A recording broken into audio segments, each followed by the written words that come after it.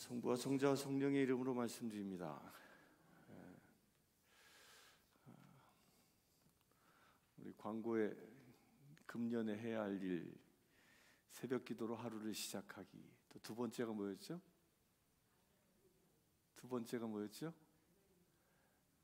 가장의 인도로, 가정 기도로 하루를 마감하기. 혼자 사는데 뭐 어쩌라는 거예요? 혼자 사시는 분도 혼자 하시면 됩니다. 혼자 하루를 마감하며 주무시기 전에 하나님 말씀 보고 예배하고 기도하고 주무실 수 있게 되길 바랍니다. 곧 이 정신은 뭐예요? 하루를 예배로 시작해서 하루를 예배로 끝나자라는 겁니다. 그렇게 기도하면 하나님께서 분명히 역사하실 줄 믿습니다. 그래서 우리 교회 올해 표가 뭐죠? 다 함께 시작. 기도하는 교회. 교회 모든 성도들이 가정에서도 기도하고 예배 처소에서도 기도할 수 있게 되길 바랍니다. 그래서 오늘은 지난주에는 우리가 기도하라라는 그 명령에 대해서 말씀을 들었지요. 오늘은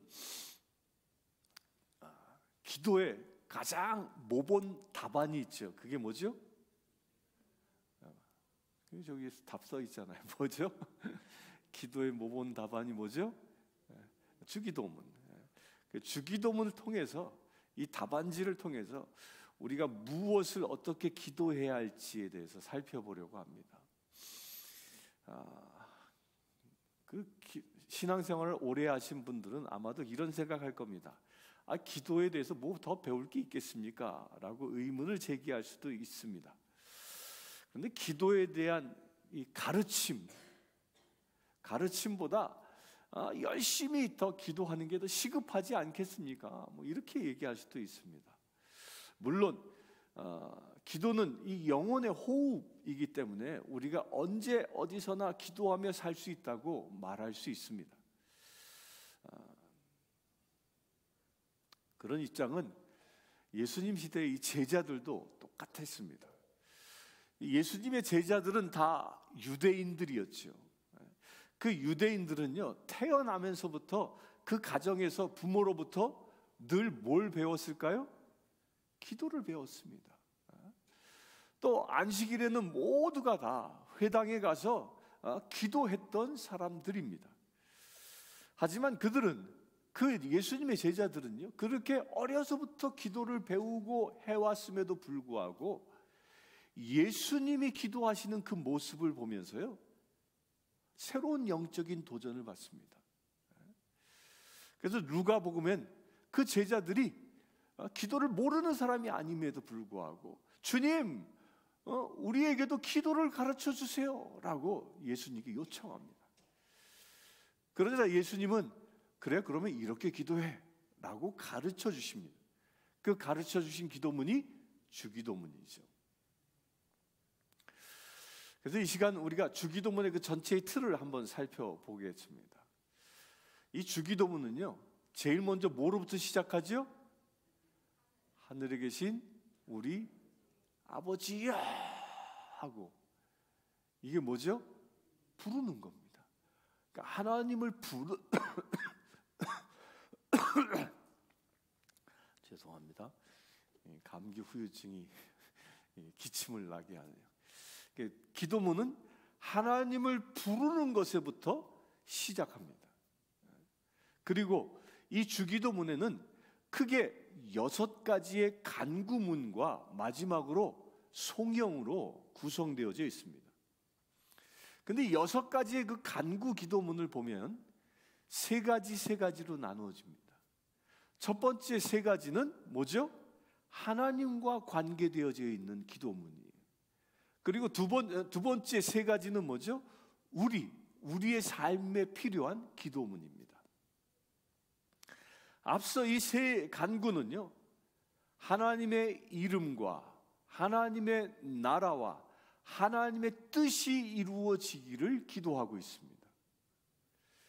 또한 뒤에 이 3 간구는 저와 여러분들의 삶과 직관되어져 있는데, 그 첫 번째가 뭡니까? 우리에게 일용할 양식을 주옵시고, 두 번째는 우리의 죄를 용서하시고, 세 번째 뭐죠?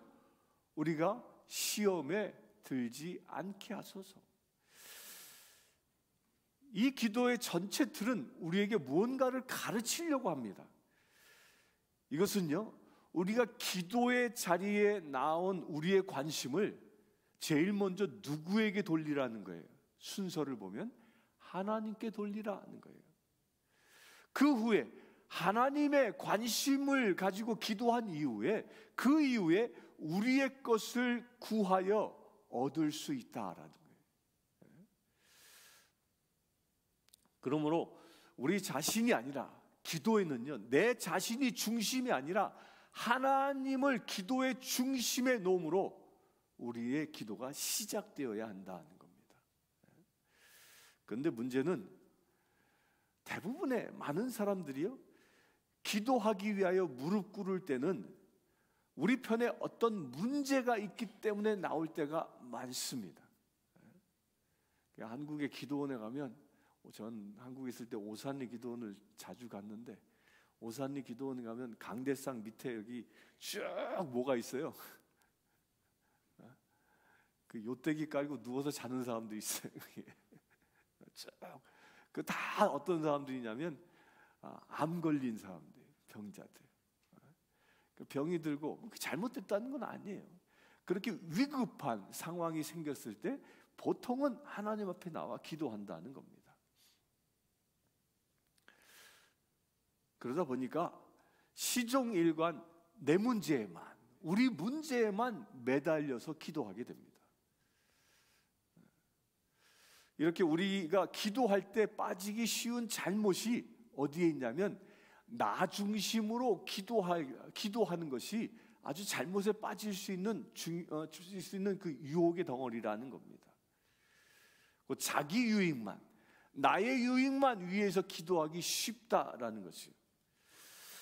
우리의 필요에 급급한 나머지 하나님이 원하시는 것이 무엇인지는 생각지도 않고 기도할 수 있다는 거예요.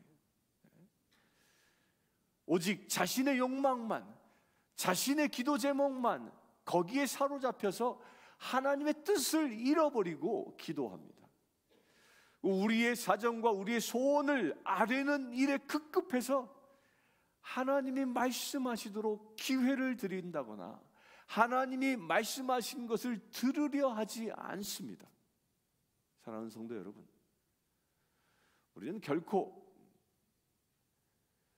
기도가 나의 요구를 끝까지 관철시키는 그런 몸부림이 아닌 겁니다.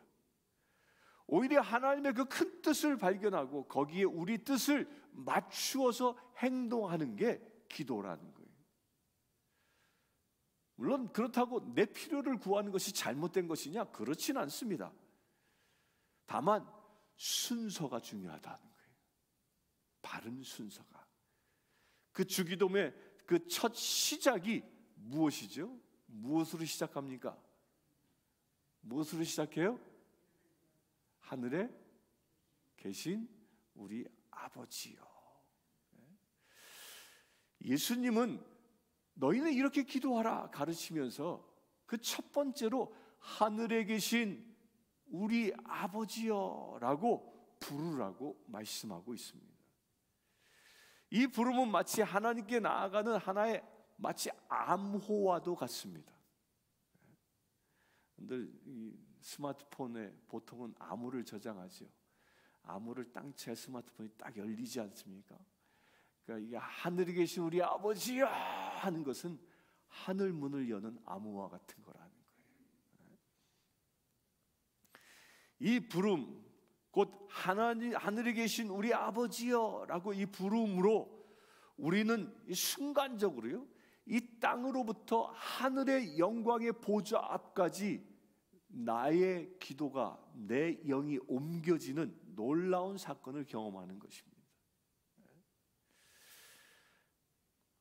곧 이 하늘에 계신 우리 아버지여, 이 부르는 것이 아버지가 계신 그 보좌에 가까이 나갈 수 있는 특권이라는 겁니다. 이걸 부르는 게 중요합니다. 사랑하는 성도 여러분, 예수님의 그 제자들은요, 예수님과 함께 지내면서 늘 가까이에서 그분의 삶을 지켜보며 살았습니다. 특별히 주님이 그 기도하는 기도 생활에서 뭔가 우리와 다르다라는 것을 인식했던 겁니다. 무엇을 보고 자신들의 기도와 다르다라고 생각했냐면 무엇보다도 하나님을 부르는 호칭이다름을 그들은 발견한 겁니다. 예수님의 제자들은, 유대인들은 하나님을 뭐로 불렀습니까? 그냥 하나님 불렀어요. 그런데 예수님은 자신의 기도의 자리에서 언제나 하나님을 아버지라고 부르며 기도했기 때문입니다.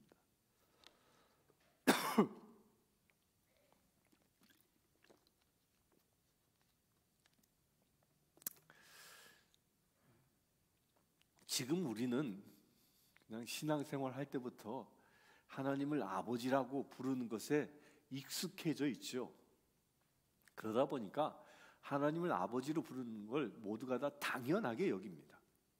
하지만요, 예수님이 이 세상에 오시기 전까지는 어떤 유대인도, 심지어는 어떤 제사장들도 하나님을 감히 아버지라고 부르면서 기도한 사람이 없습니다. 우리는 우리 주님 예수님 때문에 하나님을 아버지로 부를 수 있는 그런 특권을 얻은 것입니다. 이 아버지라고 부르는 말의 의미는요, 우리는 보통 하나님은 존귀한 분이니까 아버지라고 부르는 게 아니라 아버님 이렇게 불러야 되는 거 아닐까, 이런 생각할 수 있습니다. 그런데 우리 문화에서 아버님 하는 것과는 좀 의미가 다릅니다. 아버님이라고 부를 때 뭐예요? 상당히 격식을 차리는 말이죠. 제가 아들을 키우면서 아들들이 어려서 아빠 그럴 때, 그러다가 어느 순간 나이가 좀 들으니까 아버지 그러더라고요. 그러더니 군대 갔다 오더니 아버님 그러는 거예요. 이게 약간 이질감이 생기기 시작하는 거예요. 아버님이라는 말은요, 상당히 격식을 차린 말입니다. 그런데 예수님이 쓰신 그 아람어에서 이 아버지라는 말은요, 우리말의 무엇과 더 가깝냐면 아버님이라는 말의 뜻보다 아빠라고 부르는 말에 더 가까웠어요.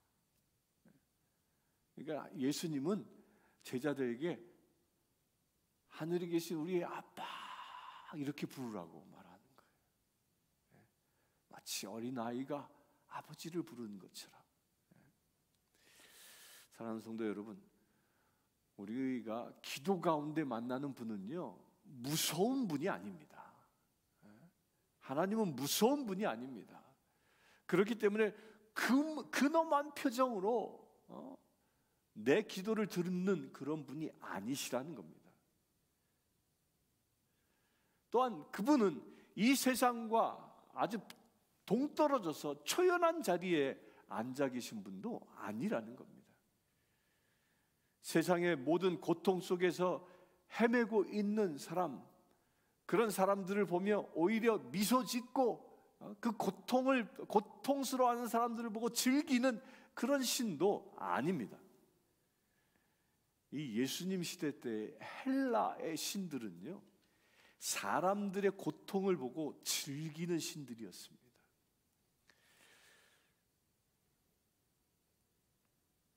그러나 우리 주님은요, 거룩하신 분이지만 우리를 지극히 긍휼히 여기시고요, 우리의 죄를 용서하시려고 다가오시는 분이 우리의 하나님 아버지이십니다. 우리의 기도를 들으시는 하나님은 우리를 사랑하시는 아빠, 아버지라는 겁니다. 지금 우리가 예배하는 하나님은요, 아무런 감정도 느끼지 못하는 그런 신이 아닙니다. 우리 마음의 고통과 아픔을 느끼지 못하는, 내 고통과는 관계없는 그런 하나님이 아니십니다. 이 세상과 완전히 초연해서 이 세상을 떠나 있는 그런 신도 아닙니다. 너무도 거룩하고 위험에 가득해서 공포 그 자체의 대상도 아니십니다. 성경이 보여주는 하나님은요, 우리의 아픔을 자기 자신의 것으로 알고 품고 함께 아파해 주시는 하나님이시라는 겁니다. 우리의 고통을 품으시는 그 아버지로 성경은 하나님을 소개하고 있습니다. 이처럼 우리를 사랑하시기 때문에 당신의 아들 예수 그리스도를 통해서 나에게 다가오시는 분이 하나님이십니다. 그러므로 마치 어린아이가 자기 아빠에게 다가가듯이 이 신뢰감과 자신감을 가지고 나아갈 수 있는 것입니다. 어린아이가 아빠에게 나아갈 수 있게 되길 바랍니다.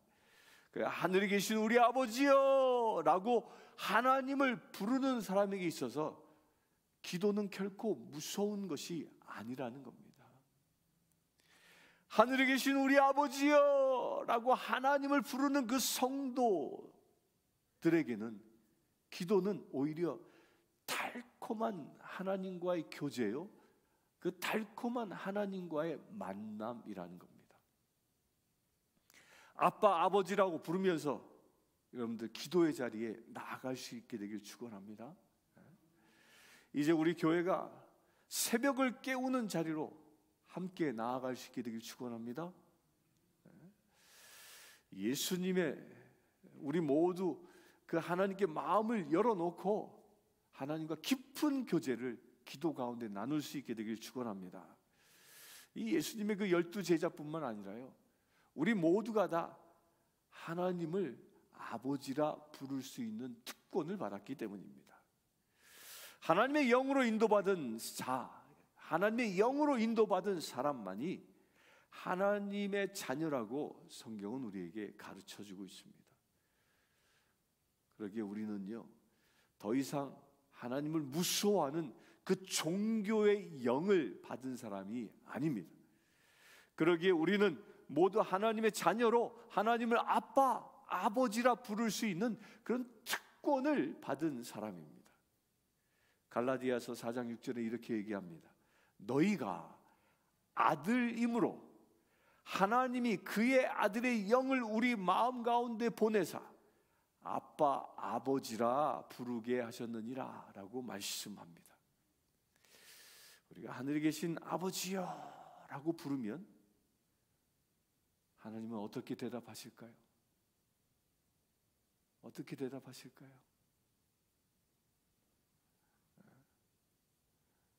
어떻게 대답하실 것 같아요? 이런 거 상상해 보세요. 제 아들이 저 오하이오에서 8시간을 운전을 해와서 집 문을 땅땅땅 두드리면 아빠 나왔어 그럽니다. 그럼 안에 있는 저는 어떻게 반응할까요? 너 왜 왔냐 그러니까 문을 활짝 열고 어서 와라 오냐 어서 와라 그렇게 반기지 않습니까? 이처럼 하늘에 계신 우리 아버지야라고 부르면 하나님이 똑같이 그렇게 반응하십니다. 어떻게 해요? 어떻게 해요? 오냐 어서 오라. 그리고 나에게 다가오시고 나의 기도에 귀를 기울이시는 것입니다. 그렇게 주님 앞에 나섰을 때, 그렇게 주님을 만날 때 우리의 사정을 주님께 기도하는 것입니다. 그분 앞에 나아가서 문을 열어 주시도록 한번 두드려 보시지 않겠습니까? 그 하나님은 그 은총의 보좌에 나오는 모든 자에게 응답해 주십니다.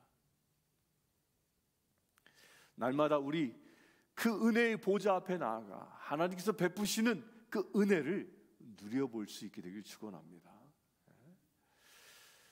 우리가 기도 시간에 대면하는 그 하나님 아버지는 어디에 계신 분이죠? 어디에 계셔요? 여태 얘기했잖아요. 하늘에 계시다. 하늘에 계신 우리 아버지여 하늘에 계십니다. 이건 참 신묘막측한 비밀이 여기 있습니다. 세상은요, 많은 것들이 우리가 가는 길을 막아섭니다. 우리가요, 국가 간에 국경이 있어서야 함부로 넘어갈 수 없습니다. 국경이 우리의 활동을 제한합니다. 나라가 뿐만입니까? 사람과의 관계도 마찬가지입니다. 사람과의 관계가 좋으냐 나쁘냐에 따라서 그 길이 막히고 열리고 합니다. 그 사람과의 관계가 서로를 막아버립니다. 그 사람이 사는 세상은요, 늘 막힘이 있는 곳이에요. 그런데 우리가 살아가는 세상에서도요, 유일하게 막힘이 없는 곳이 있습니다. 세상 어디에 가도 막히지 않고 활짝 열려 있는 곳이 있습니다. 그게 어딜까요? 하늘입니다. 하늘은 언제나 열려 있습니다. 폭풍이 불어와도, 눈보라가 몰아쳐도 하늘은 열려 있습니다. 그렇기 때문에 우리는 언제나 어디서나 그 열려있는 하늘을 보고 기도할 수 있는 것입니다.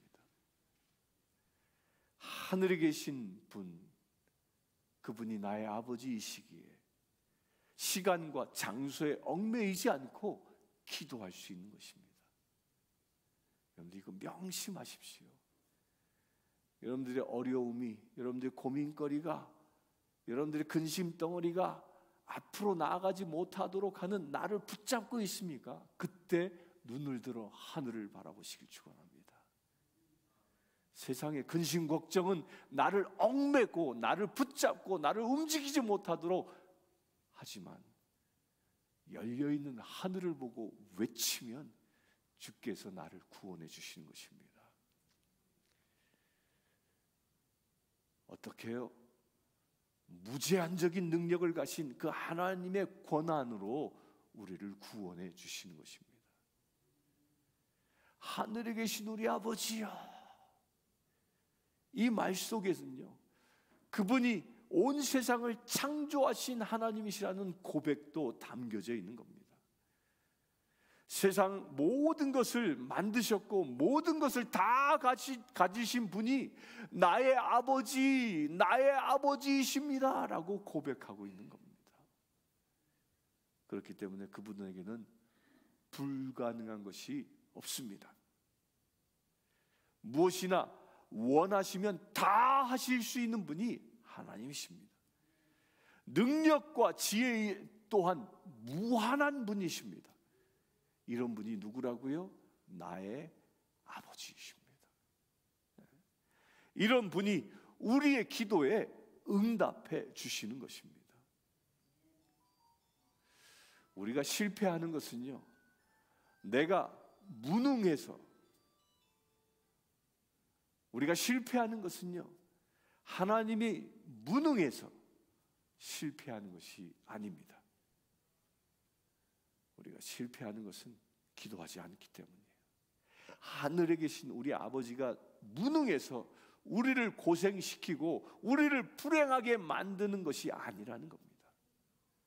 무엇 때문에 우리가 세상의 어려움 속에서 고통받습니까? 그것은 기도하지 않기 때문입니다. 기도하지 않기 때문에 어려움 속에서 헤매이는 것입니다. 사랑하는 성도 여러분, 우리 이 하나님을 매일마다, 아니 숨쉬는 그 순간순간마다 하늘을 우러러보며 부를 수 있게 되길 축원합니다. 아버지를 부른 후에 우리 주님이 원하시는 그 하나님의 나라와 하나님의 뜻을 구하라고 말씀하십니다. 먼저 무엇을 구해요? 하나님의 나라, 그 뜻을 구하라. 그래서 요한일서 5장 14절에 이렇게 얘기합니다. 그를 향하여 우리의 가진 바 담대한 것이 이것이니 그의 뜻대로 무엇을 구하면 들으심이라. 누구의 뜻대로요? 아버지의 뜻대로 구하면 주께서 들어주신다 말씀하십니다. 하나님의 뜻대로 기도를 해야 하나님께서 들어주시고, 하나님의 반면에 하나님의 뜻을 저버리고 내 뜻대로 아무 것이나 내 욕심대로 기도한다고 다 응답되는 것이 아니라는 겁니다.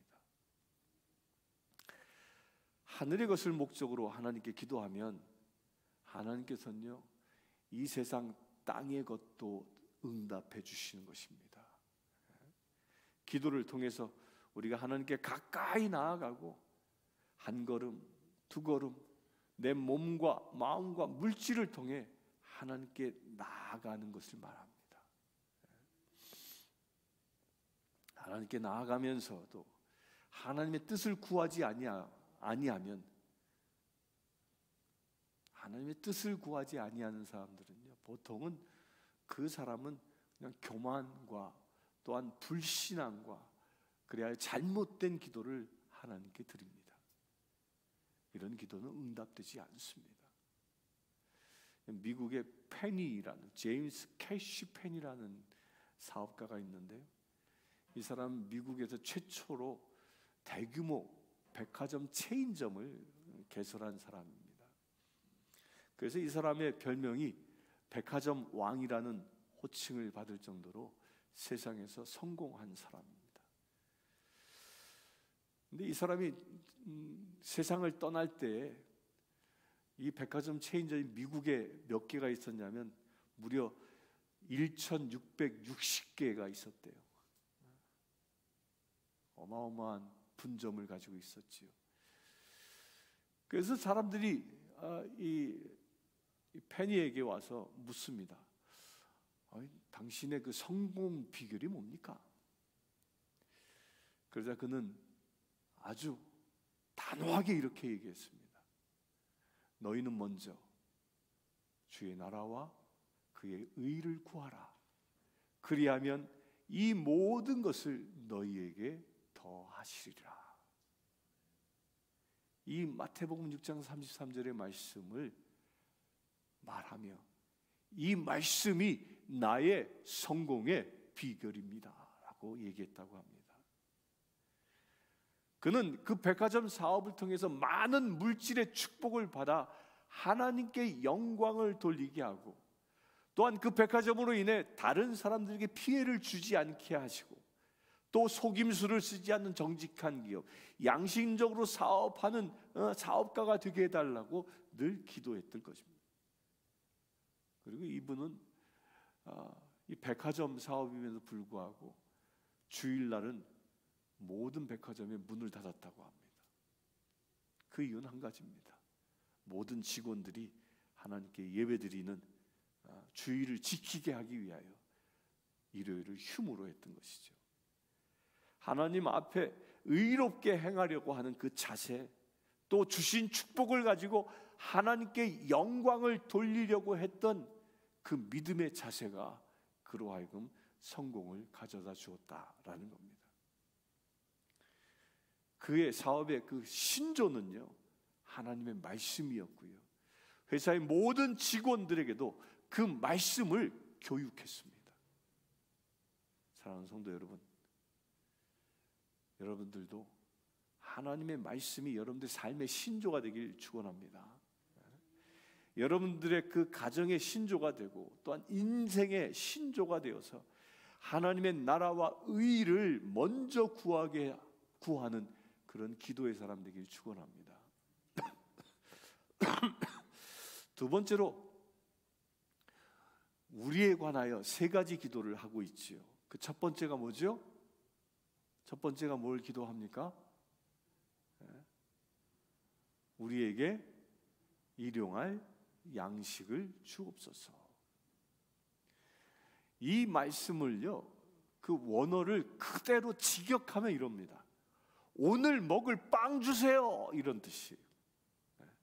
오늘 먹을 빵 주세요. 우리말로, 우리 한국 사람 문화로 얘기하면 어떻게 할까요? 밥 주세요, 이 뜻이에요. 밥 주세요. 밥 주세요. 그걸 기도하라는 겁니다. 두 번째는요, 우리의 과거의 죄를 용서해 달라고 기도합니다. 세 번째는 뭐죠? 우리 미래의 복지와 안녕을 위해서 기도하라고 얘기합니다. 우리의 삶의 과거, 현재, 미래의 필요를 하나님께 구하라는 것입니다. 현재의 삶에 필요한 양식을, 또한 과거의 잘못에 대한 죄의 용서를, 또한 미래의 죄에 빠지지 아니하도록 미래에 대한 도움까지 모든 것을 하나님께 구하고 맡기라는 것입니다. 조금 다른 각도로 보면요, 이 첫 번째 빵을 구하는 건 우리의 그 신체적인 필요를 구하는 것입니다. 빵이나 밥이나 이 양식을 먹어야만 우리 몸이 유지되기 때문입니다. 곧 몸의 건강을 위하여 구하라는 그런 기도문인 것이죠. 두 번째, 용서하는 건 뭘까요? 용서하라는 것은요, 이 밥을 먹어 육신이 건강해지는 것만큼이요, 우리 정신 건강을 위해서 아주 중요한 요소이기 때문입니다. 사람들은요, 맛있는 밥만 많이 먹어서 그가 배부른 삶이 날마다 이루어진다고 해서 결코 행복하지 않습니다. 좋은 음식을 많이 먹어 행복한 사람은, 행복한 존재는 뭐라고 얘기하죠? 돼지. 돼지들은 배불리 먹으면 꿀꿀꿀 그리고 우리에 누워가지고 행복하게 잠을 잡니다. 사람은 그렇지 않습니다. 사람은 언제 행복하냐면요, 나와 같이 지내는 사람, 나와 더불어 사는 사람, 그 사람과 관계에서 화평해질 때 행복합니다. 사람과의 관계가 화평해지면 행복을 얻는다는 거예요. 그러기 위해서 어떻게 화평해지는가? 화평해질 수 있는 가장 유일한 방법이요, 상대와 내 안에 있는 죄를 용서하는 것입니다. 그런데 문제는 뭐예요? 나에게 상처 준 사람들은요, 그가 나에게 어떻게 상처 주었는지 생각도 안 합니다. 내가 말을 함부로 한 것 생각조차도 안 합니다. 그런데 문제는 뭐예요? 그 말 한마디에 의하여 상처받은 사람은요, 그걸 아주 뼛속 깊이 사귀고 있어요. 기억하고 기억합니다. 그리고 고통스러워합니다. 그 고통으로부터 이길 수 있는 방법이 뭐라고요? 용서하는 거예요. 내가 나에게 상처 준 자를 일방적으로 선포하는 겁니다. 용서한다고. 용서할 수 있게 되길 축원합니다. 자다가도 막 경기를 일으킬 만한 사람이 혹여 있습니까? 이 시간 선포하십시오. 하나님, 내가 그를 용서합니다. 용서하면 내 마음에 하나님의 평강이 찾아오게 되는 것입니다. 따라서 용서는요, 남을 위해 하는 게 아니라 누구를 위해 하는 거예요? 나를 위해 하는 거예요. 내가 행복해지기 위해서 우리는 용서하는 것입니다. 남편이 아내를 용서하고, 아내가 남편을 용서하고, 성도가 성도를 용서하고, 이웃과 이웃을 용서하는 것이죠. 용서하면 내게 무엇이 이루어져요? 화평이 이루어지는 것입니다. 세 번째로 우리의 영적인 필요를 위해서 기도하라고 합니다. 뭐라고 얘기해요? 우리를 시험에 들지 않게 하옵시고 다만 악에서 구하옵소서라고 기도합니다. 사람 사이의 문제는 죄의 문제지만요, 사람 사이의 문제만이 아니라 영적인 대적들이 우리를 늘 괴롭히기 때문입니다. 사단은 끊임없이 우리를 유혹합니다. 그 유혹으로부터 승리하기 위해서는요, 내 힘으로는 되지 않습니다. 하나님의 도우심이 필요하기 때문입니다. 나의 힘만으로는 사단의 힘을 이길 수 없습니다. 따라서 기도하지 아니하면 늘 우리는 사단의 시험에 넘어가 버리고 마는 겁니다. 넘어가는 거예요. 누군가를 만나면 어떤 사람은 남의 허물만 이야기를 막 하는 사람이 있죠. 저 사람이 얼러리 했대 막 이러면서. 그럴 때 여러분들은 어떻게 반응합니까? 맞죠. 내가 그 사람 그렇게 보지 않았는데 이렇게 맞장구 칩니까? 아니에요. 내가 유혹에 빠지지 않게 하옵시고, 이 기도하는 자는요, 그 사람으로 하여금 남의 허물을 들추게 하는 그 사단의 영을 대적하는 거예요.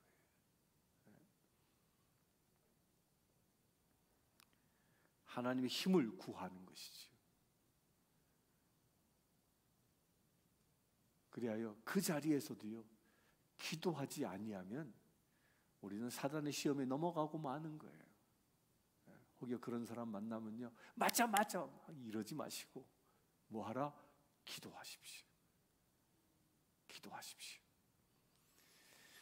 우리의 몸과 마음, 영혼 모두를 하나님께 맡기는 그 간구를 날마다 드리는 사람을 보고 하나님은 나의 자녀다라고 말씀합니다. 또 우리 주기도문을요, 조금 더 다른 각도로 보면요, 주기도문을 통해서 삼위일체 하나님에게 기도하는 것을 발견할 수 있습니다. 이 첫 번째로 일용할 양식을 위하여 기도할 때는요, 그 양식은 누가 만드신 거예요? 창조주 하나님이 만드신 거지요. 모든 생명의 근원이신 성부 하나님을 기억하는 겁니다. 두 번째로 죄의 용서를 위하여 기도하는 것은요, 우리가 누구를 통하여 죄 용서함을 받습니까? 예수 그리스도를 통하여. 곧 죄의 용서를 선포할 때는 예수 그리스도를 기억하는 것입니다. 또 세 번째로 우리의 간구, 죄에 빠지지 아니하도록, 유혹에 빠지지 않고 살아가게 해달라고 기도할 때는요, 그렇게 우리가 성도들이 기도할 때는 누구를 기억합니까? 죄에 빠지지 않도록 날 도우시는 성령 하나님을 기억하는 것입니다.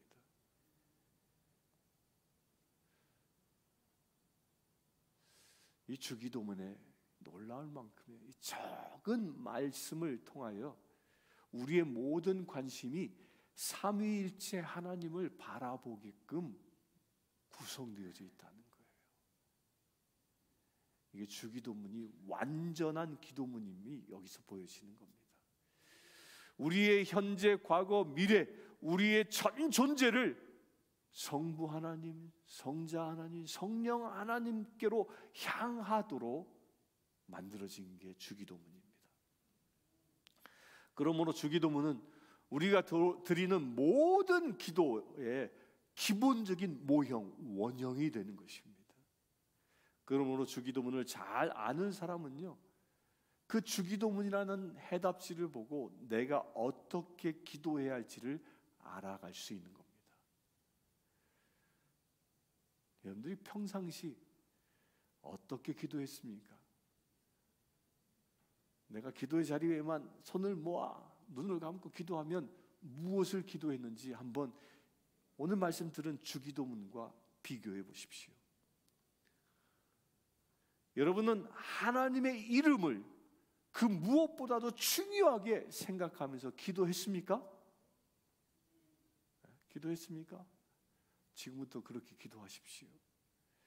하나님의 나라가 임하기를 소원하며 무릎을 꿇었습니까? 하나님의 뜻이 성취되기를 바라고 애써 하나님께 부르짖고 있었습니까? 지금부터요, 바른 기도를 하나님께 드릴 수 있게 되길 축원합니다. 주기도문을 통해서 바른 기도를 배우는 그 기회를 삼을 수 있게 되길 축원합니다. 늘 주기도문을 생각하십시오. 사랑하는 성도 여러분, 하나님을 아버지라고, 아빠라고 부를 수 있는 이 감격과 축복을 여러분들 기도 자리에서 빼앗기지 마십시오. 그것을 누릴 수 있게 되길 축원합니다. 그렇게 예수님처럼 기도하는 사람이 되기로 이 시간 결심할 수 있게 되길 축원합니다. 인간은 무릎을 꿇고 하나님을 마주 대할 때가 내 인생에 있어서 가장 위대한 순간입니다. 사람 앞에 무릎 꿇는 것은요, 우리로 하여금 비참하게 만듭니다. 또 우리를 비굴하게 만듭니다. 그러나 하나님 앞에 무릎 꿇고 하나님을 만나는 순간, 여러분들은 천사도 흠모하는, 천사도 부러워하는 그런 영광스러운 지위를 회복하게 되는 것입니다. 여기 도전받을 수 있게 되길 축원합니다. 우리 새벽마다 무릎을 꿇고 기도함으로 시작하길 축원합니다. 우리 모두 이 새벽을 깨우며 하나님을 아버지라 부르며 시작할 수 있게 되길 축원합니다. 우리 모두 이 새벽을 통해서 하나님을 만나는 축복을 누릴 수 있게 되길 축원합니다. 우리 성신교회 모든 성도님들이 하루의 시작을 하나님 아버지를 부르며 시작함으로 그 하루를 살아가며 주님과 동행하는 거룩한 삶이 되기를 주의 이름으로 축원합니다. 함께 기도하겠습니다. 주 아버지 하나님, 오직 주님만 바라보며 하나님을 나의 아빠, 아버지라 부르며 기도하는 삶을 살아가기를 원합니다. 우리가 온전히 삼위일체 되신 하나님을 바라보며 주님 앞에 무릎 꿇어 기도하기를 원합니다. 그래요, 주님, 우리의 삶이 기도하는 삶, 우리의 삶이 날마다 하나님과 동행하는 거룩한 삶이 되어지기를 원합니다. 그래요, 주님, 이 세상에서 하나님의 자녀답게 살아갈 수 있는 우리 되기를 원합니다. 우리 주 예수 그리스도의 이름으로 기도드리옵나이다. 아멘. 이 시간 365장 모두 일어나셔서 365장 성령 전송 드리겠습니다.